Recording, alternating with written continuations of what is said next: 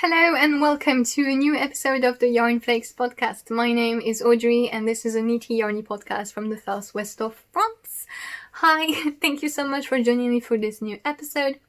I hope that you are well, that you are staying safe and healthy. Yes, I have an episode that's gonna be a little bit broken down because I have a lot of things to say, but not a lot of things to show.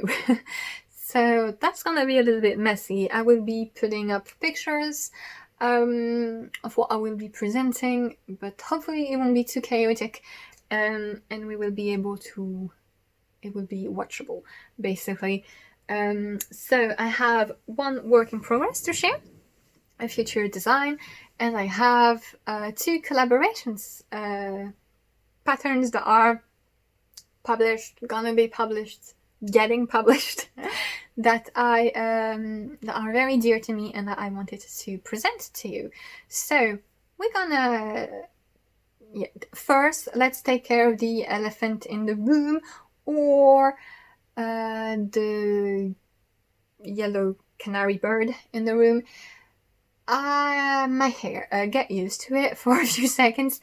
I went to the hairdresser yesterday and I'm terrible at explaining what I want, I think, because I just wanted like a medium blonde sort of, you know Hannah Montana, like Miley Cyrus, Hannah Montana period, not naked on a demolition ball. And I must have explained things very poorly, and the poor hairdresser, she was taking care of like 4 clients at the same time, so yeah, it just, now my hair is white and yellow. No, I don't know what I'm going to do with it. I think I'm going to dye it pink, just to have a laugh, and then I will try and fix it, but another way. Anyway, yeah, you might have to bear with this for a while. It's quite funny though. I almost provoked an accident because I'm reflecting the sunlight quite intensely, and I also scared my cat, which is upset with me. So yeah, he does not want to look at me anymore. But yeah, so this is it. And I'm going to move on. So you will find timestamps to all the different sections of the podcast in the description down below. So if you want to skip anything, feel free to look at that. I also put links to everything that I talk about, as well as my social media and patterns for sale on Ravelry and Payhip and Lovecrafts and my Patreon page and everything. Because I'm everywhere. I'm like Cthulhu. Yellow Cthulhu. Anyway, I have a work in progress, so try not to be super weird today. So I've been working on a new design, which is a colorwork yoke. So here it is. Yay! This is a colorwork yoke. So I had bought back in February, January, a beautiful skein of, what a mess, a beautiful skein of handspun yarn from Blush Plus Bloom Fiber Co. So this is Shaylee Morales, an Instagram, her Instagram account. I've been following it for ages. It's the hand spinner, they're a hand spinner of yarn, and they're beautiful. They're words.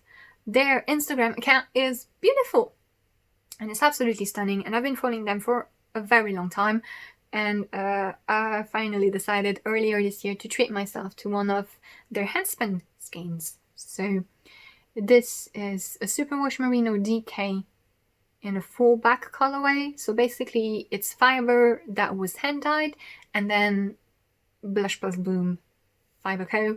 spins it, hand spin it. And so you have this mild gradient change in color effect, kind of like the spin cycle yarns that has been really trendy at the moment.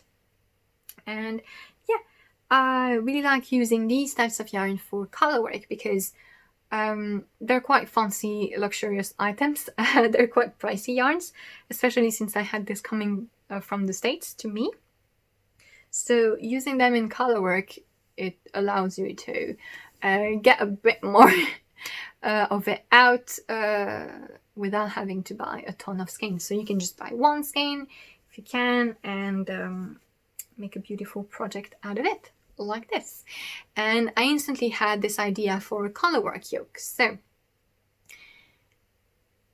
the motif. This was supposed to be crystals that I tried to draw. And then as I was knitting on them, they really look like eyes, like snake or cat's eyes. And so I posted it on my Instagram stories saying, like, look, it was supposed to be crystals. Now it looks like eyes. Do you have any name idea? So first people started saying it looked like vulvas, which, okay, yes, it does. But then there was an army of people saying it was the eye of Sauron. And yes, it is. It absolutely is. It didn't even cross my mind, but now I can't unsee it. So this is gonna be the Sauron sweater. Because how can it not be? So it's a colorwork yoke that you knit top down. You start with the little ribbed collar here. You do all of your increases. The colorwork band is rather low. The sweater is gonna have a bit of ease, and so I thought it looked better if the band of colorwork was a bit lower. The yoke itself isn't necessarily much deeper, but it's just that instead of being here, the colorwork is like here. So yeah, it's gonna be nice and comfy. After the yoke, I placed some short rows to elevate the back neck, and I didn't put them here because I learned, I think it was an interview with Hazel Tyndall that explained that a lot of traditional feral jumpers, they don't have short rows around the necks because placing short rows here, it creates a curve that can contradict the curve of the yoke, because when you make a yoke, you make a circle, right?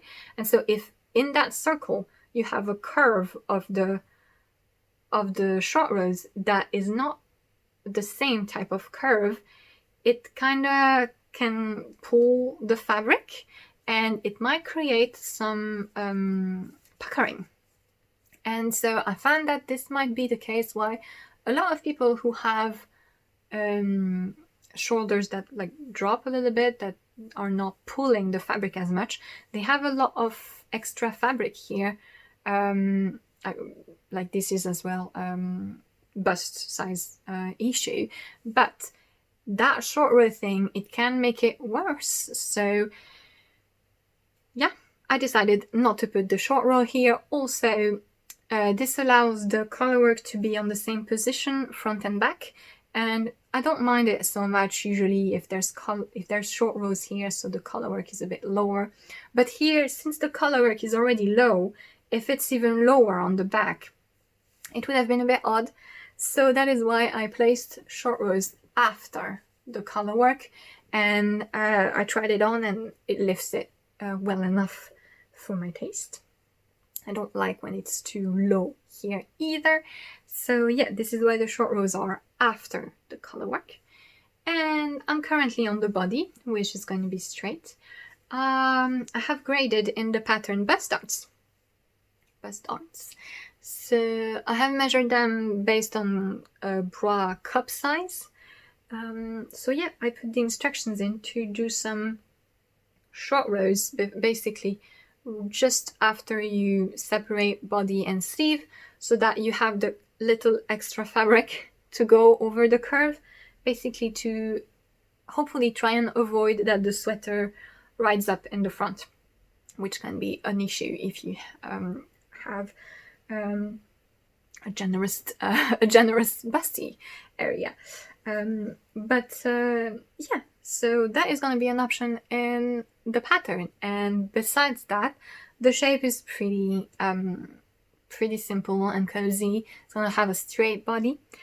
I considered making small eyes at the bottom of the sweater and at the cuffs as well, but I found that this was a little bit heavy, and there's enough eyes, and if it has to be the eye of Sauron, I might as well not put a ton more, because like the movie is never going to end if there's that many Saurons. So I didn't. Well, I won't. But I thought I could add some little stripes at the bottom, maybe thin stripes of the contrast color. I thought that can be fun. And and the sleeves are gonna be not fitted, but they're gonna be slightly tapered until the end. I'm gonna try and make full-length sleeves, but I don't promise anything. So yeah, I didn't even say my main yarn is Ulysses from Derrerum Natura, which is their woolen spun merino, a French merino in the fusain colorway. So it's this like almost black kind of very dark color. And yeah, this is fun. So it's like a sport weight decay type of gauge, which makes it really convenient for this, because if you don't have access to a fancy handspun spin cycle type of thing or a gradient type of yarn, there are some, is it Crazy Sauerball? Is it called like this? There's a German commercial brand that makes yarns that is multicolored like this. There's also Knit Picks Chroma, I think, in the States that you can have. Anyway, any type of multicolor gradient yarn would work, but if not, I find that a very fun way to do it is to hold together different yarns, so you can get a very light fingering and have two strands, like whole super soft or Filcolana Saga, things like this, or a fine sock yarn, and you take contrasting colors, 2 or 3 depending on the thickness, and you get a marred effect as well.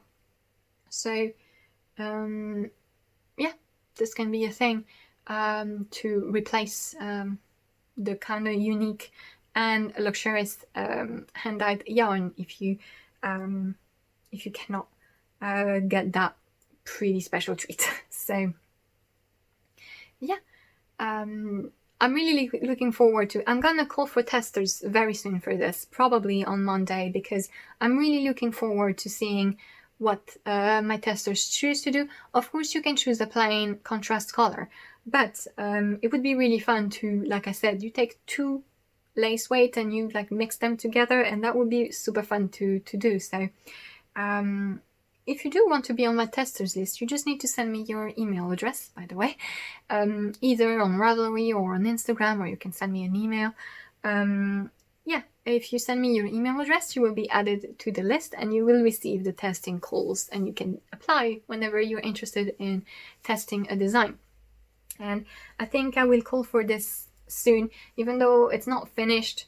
I don't like calling for tests when the design is not finished, but it's a pretty standard, you know what to, like, it's gonna finish like this, you know, and it's not gonna have any fancy shaping or anything. And I really want to give people enough time to finish it, and I'm trying to catch up on my messy schedule. So yeah, I might call for testers like on Monday or something. But yeah, the Sauron sweater. I think I said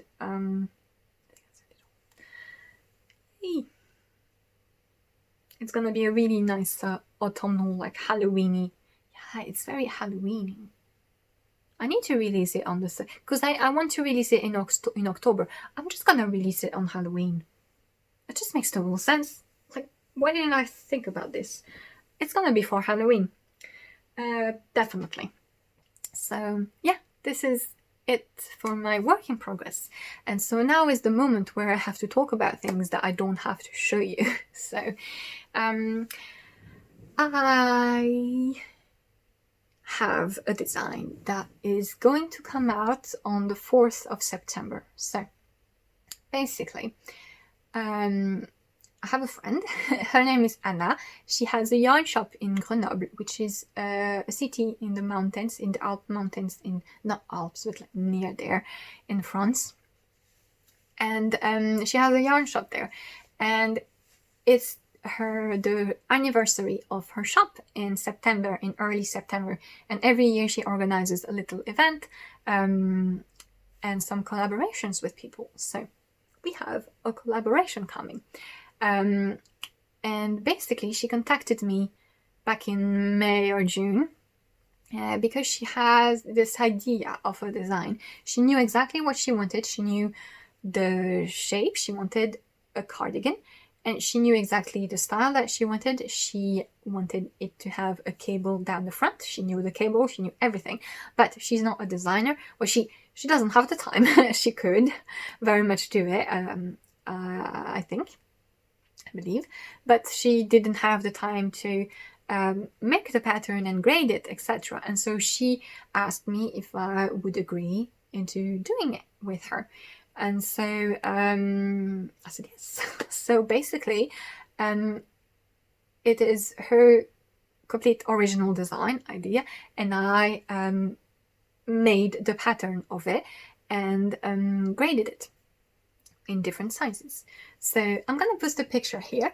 It is the Tarayuela cardigan because Anna is also Spanish. Unlike me, she does speak Spanish, but Tarayuela is, if I understood well, the name of a farm stand near her, where her family comes from in Spain. And yes, it is a cropped little raglan cardigan. It is knitted top down. You start at the back of the neck and you shape a round neckline. So this was her idea. She wanted the cardigan to have a teddy, like teddy is a thing we say in French, but I'm not sure. Like a bomber's jacket, a bit. I'm not sure you say teddy in English. Anyway, like a really round, elevated on the back neckline. And so she wanted that. You start by doing this, then you cast on extra stitches to work the cable, which is a simple arrowhead cable that goes down the front on both sides of the button bands. At the same time, you cast on extra stitches so that you work the button bands downwards at the same time. So at the beginning of the cardigan, you are working the raglan shaping, the cable, and the button bands. Then you separate our sleeves and body. The body is knitted straight.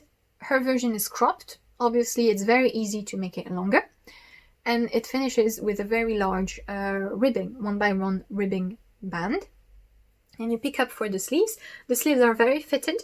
You can, if you don't like this, cast on more stitches here or do less decreases from the side. But as written, they're very fitted and they're breastlet length. And they finish as well with a rather long ribbed cuff. And then you pick up the collar stitches all around and you work as well the 1x1 ribbing, making sure that it matches the button band here. So that all of the ribbing finishes smoothly, basically. All of the bind-offs in the pattern are tubular bind-offs so that it's neat, because this typical jacket style that she wanted, they often have a double collar. And so instead of doing the double collar, which wouldn't have worked so much with the yarn that we had, I made a tubular bind-off. So that's it for the general design. So basically, it's a fairly simple design in itself, but it has a lot of little finishing things that made it a bit hard to design, but I'm really happy with the result, and I hope Anna is too. But yes, there are little things like the short rows in the collar, the way the button band edges is slipped so that it's smooth. So yeah, it's not complicated to work, but it does require some attention at the beginning because you have to follow the raglan, the cable, and the buttonholes at the same time. So you just have to think about making them. It's written out. The cable, you don't need to look at the chart of the cable because, you know, it's this type of cable. So like, you know, you have to go inwards until it's a point. And then when it's a point, you have to start over from the side. And so you don't need to follow the cable instructions. But like individually, the raglan, the cable, the buttonholes, it's just simple. It's very simple, but you have to remember to do them at once, basically. So, I am really happy with the result. And yeah, it's a little cardigan. So it's going to be sold directly by Anna on Ravelry and on her own yarn shop, because it's her design. So like we have a little arrangement.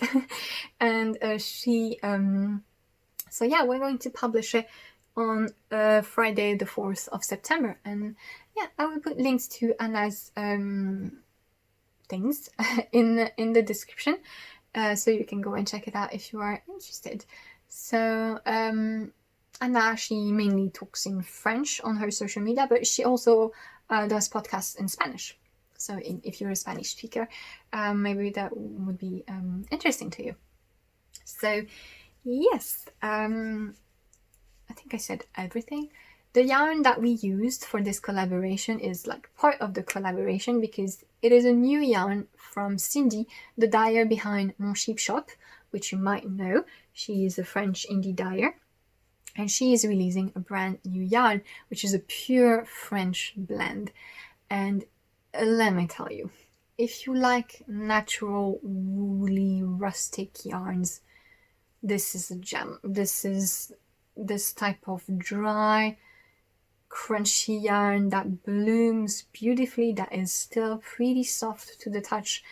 And it's 100% French wool. It's a blend of Landes de Bretagne and Belle-Île, which are two French sheep breeds. And it's a gorgeous, gorgeous type of yarn. It's like it's a woolen spun 2-ply, and it blooms. It has that lovely definition for the cable that is sort of blurred, and yeah, it's a fingering weight. Well, it has 400 meter to 100 gram, but you knit it at a sport weight gauge. You could even go up to 20 or 21 stitches per 10 centimeter because it really puffs up. And this is what I like about these types of yarn, is that they're so plumpy and woolly and everything that you can really get a lot of fabric for a little weight, basically. You don't have to use too many meterage, so it's more cost friendly because you don't have to buy as much yarn, and then you end up with a garment that's lighter but still very, very warm. So this is one of those yarns, and it's absolutely lovely. I haven't started my version of the cardigan, but I did buy from Cindy this beautiful iced brown colorway, which is really, really nice, and it goes well with my yellow hair. See? But yeah, I want to start my version, but yeah, I hadn't had the time. Hopefully I can do it soon, so I can actually show you the process once the pattern is out. But yeah, this is the yarn that is used for the Tarayuela cardigan. Any sport weight will work. And you can see from the test versions, a few of them used the same yarn, but there are also different variations. So yes, this is the first of the collaborations that I wanted to talk about. The second one is that you may have noticed that Pom Pom issue 34 is coming soon, and it has absolutely gorgeous patterns, like mine. Like such an awful person. I am so honored and happy.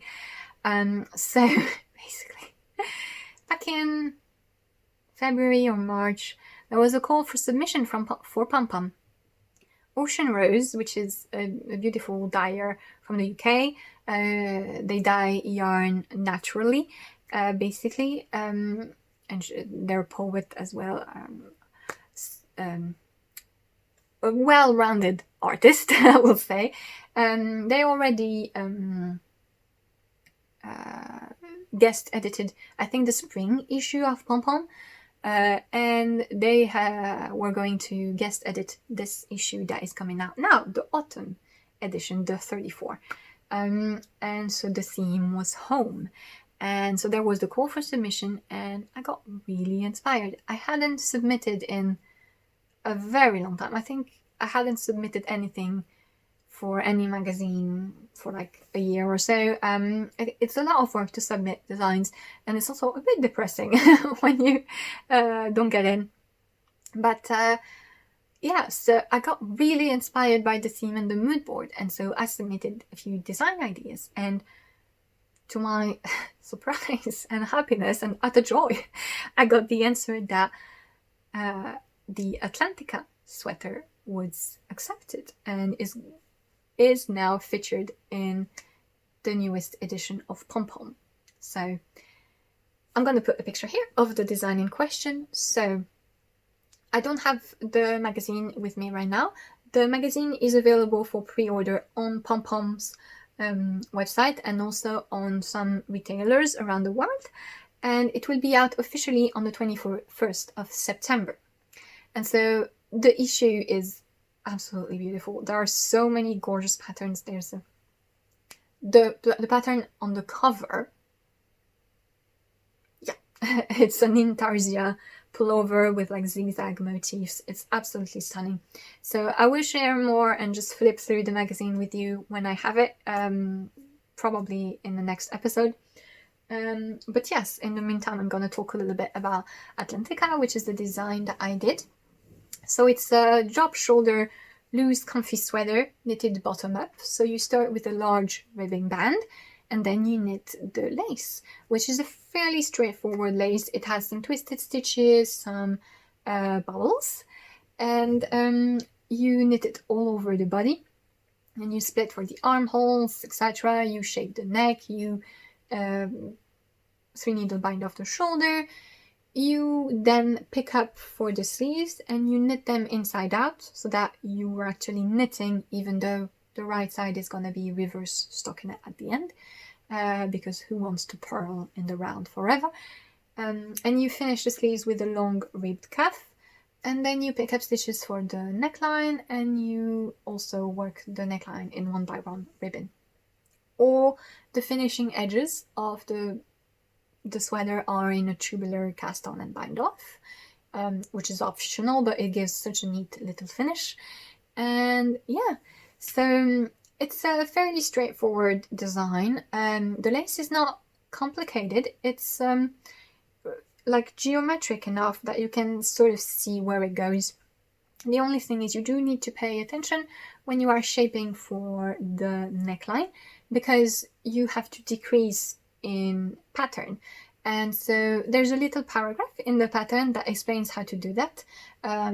It just says that, for example, if you don't have enough stitches to do the twist, you just do knit one through the back loop, purl one, knit one through the back loop. If you don't have the corresponding yarn over and decreases in the lace, just knit or purl the stitches, you know.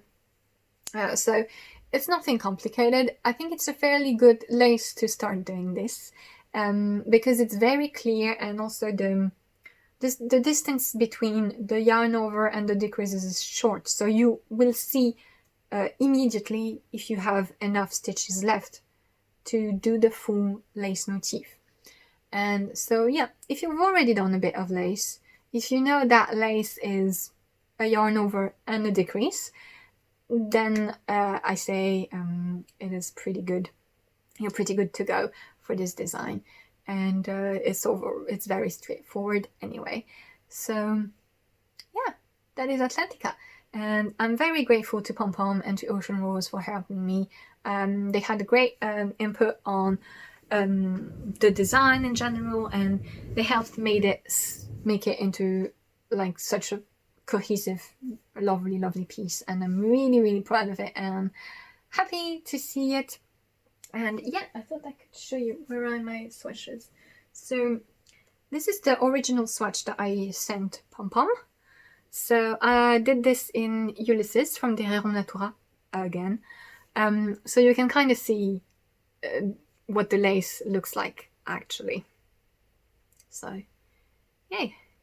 the little bubbles, and you could see what I mean by the fact that the lace is pretty intuitive. It's like you know where you're going, basically.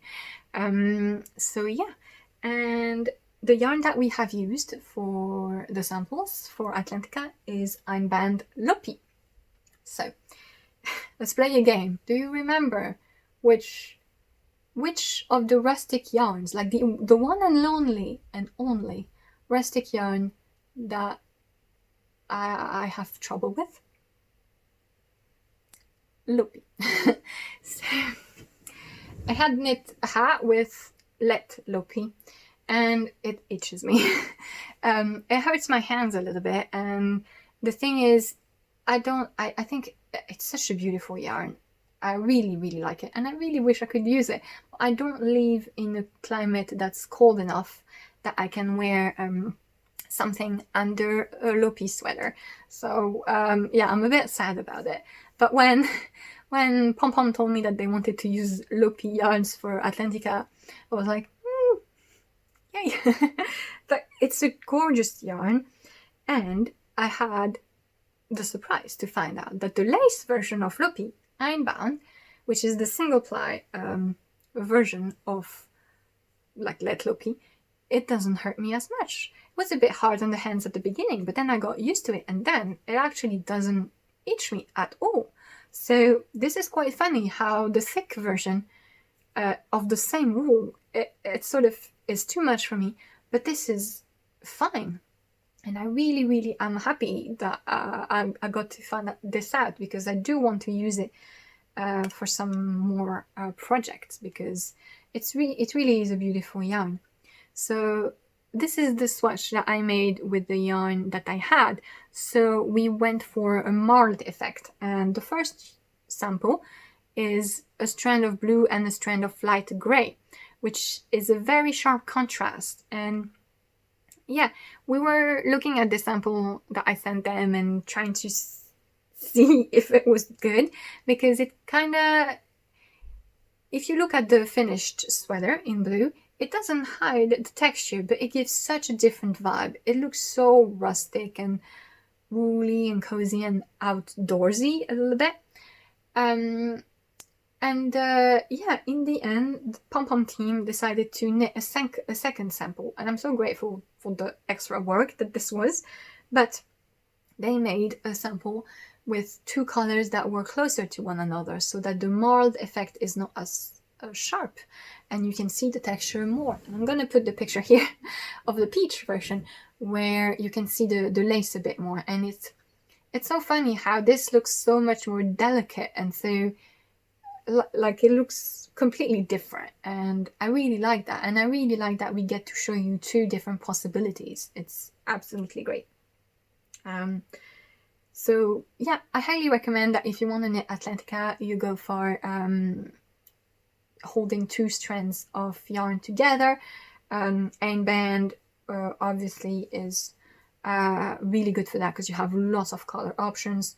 Whole super soft will work very well as well. But the thing with Lopi that I found was funny is that it has a really particular texture for this lace, for the bubbles. So the bubbles that I made, the way that they're knitted is they're knitted all in one go, you know? And so this tends to make small type of bubbles that are a bit slippery. But with the rustic and grabbiness of Lopi, it makes huge bubbles. Look at this. It's like they really stand out. And I found that so funny. So it's really fun, the Lopi, for those bubbles and this texture. I think it really brings something to the design, and yeah, it works really well. If you want to knit Atlantica with only one strand of yarn, I do recommend that you use a sport weight, because Einband, when you hold it together, because of how much it blooms and like sort of the grabbiness of it, it does end up being quite thick. So I would recommend using a sport weight for this if you want to use a single strand of yarn. But yeah, this is Atlantica, and I was really, really happy to work with Pom Pom. It went really well, even though it was really difficult at the time, because all of it happened right during the lockdowns in Europe, and the beginning of the lockdown in the States, I think. But yeah, basically, so we had to figure out how to handle yarn and sample shipping at the in the middle of the where everything was completely shut down. But they were very helpful, and like I am quite amazed at all the extra work that they had to do and figure it out. They did the photographs themselves, so people were photographs in their homes essentially, which was the theme of the issue, and it was planned before all of the quarantining and stuff happened, so it's quite fitting in the end. But yeah, they did a fantastic job out of a situation that was really weird and not so easy. And so I'm really grateful to be in that issue. I absolutely am amazed at the other designs, and I can't wait to read the editorial content in the magazine as well. There are lots of very talented people who wrote things in there, so I can't wait to read that. And yeah, I highly recommend that you take a look at this if you are interested in cozy, textured and color work. Knits, garments, accessories, and there are lovely shawls. Like the shawls in the issue are so... One of them in particular is like there's this textured shawl that is so gentle. It's like it's really peculiar, and it really fits Ocean's Rose aesthetic, obviously. And so if you like what they do, I think you will love the issue. So yes, I think I've said everything about Atlantica. I will go over a little bit again once I have the magazine, just to flip through it and yeah, look at the other content in there. But yeah, I'm really grateful to have a design featured in Pom Pom, and I hope you like it. And yeah, that's it. I think that's it. I want to finish by showing you a yarn ball because I didn't own a yarn ball ever. I never have. And I recently found this. So they are made by Fox Rosalita on Etsy. They are in Latvia. And yeah, I wanted a yarn ball for so long, and I could never make the purchase, basically. And I eventually found this one, which is like so lightly painted with flowers and little bees. Yeah, yarn ball. I just wanted to show it to you. I just wanted to show you something pretty to sort of compensate for the fact that you had to look at my yellow hair for 14 minutes. Yeah. And I think that's it for this little bit weird episode. I keep having weird episodes lately. Hopefully from now on we're gonna get into something a little bit more structured. The hair is gonna keep being a mess, don't worry about this. I just wish...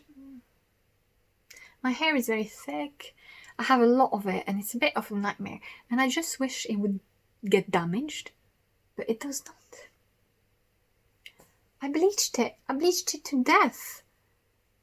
Unintentionally.